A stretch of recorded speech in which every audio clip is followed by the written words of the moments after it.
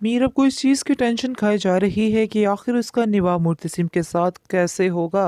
कैसे वो अपनी सारी ज़िंदगी उस इंसान के साथ गुजारेगी जिससे वो शदीद नफ़रत करती है। बहरहाल आप देखेंगे कि आप वो अपने माँ बाप से कहती है कि आप लोग ऐसा कैसे कर सकते हैं मेरे साथ। आप जानते हैं कि मेरे और उसके जहन में ज़मीन आसमान का फ़र्क है, तो फिर ऐसा क्यों? यानी कि किस चीज़ की अब मजबूरी है, आप मुझसे शेयर कर सकते हैं कि आप इतने मजबूर क्यों हैं कि आप मुर्तसिम के लिए ये चीज़ चुन रहे हैं, यानी कि उसे मिलने के लिए क्यों चुन रहे हैं? आखिर मुझे आपको वजह बतानी होगी। इस पर आप देखेंगे कि वो उसका जो बाप है वो कहेगा कि इसके पीछे एक लंबी कहानी है। वक़्त मिलेगा तो तुम्हें ज़रूर बताऊँगा कि आखिर मसला क्या है और क्या वजह है जो हम ये रास्ता अपना रहे हैं। तुम्हें परेशान होने की ज़रूरत नहीं है, जहाँ तक मुझे पता है मुर्तसिम से अच्छा कोई लड़का हो ही नहीं सकता, इसलिए तुम अपने ज़हन से ये बातें निकाल क्यों नहीं देती हो?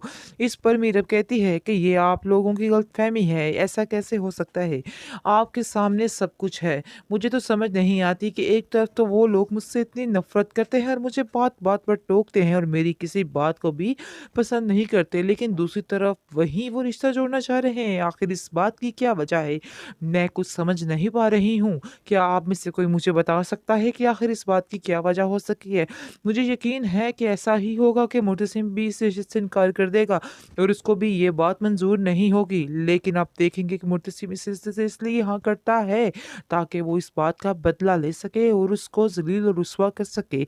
सिर्फ़ और सिर्फ़ इस वजह से उसे ये कदम उठाना पड़ रहा है ताकि वो मीरब को उसकी असलियत पर लेके आए, अपनी औकात दिखाने की कोशिश करे।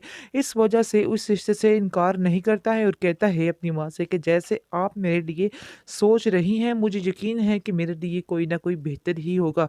इसलिए मैं आपके हर फैसले पर आँखें बंद करके यकीन करता हूँ।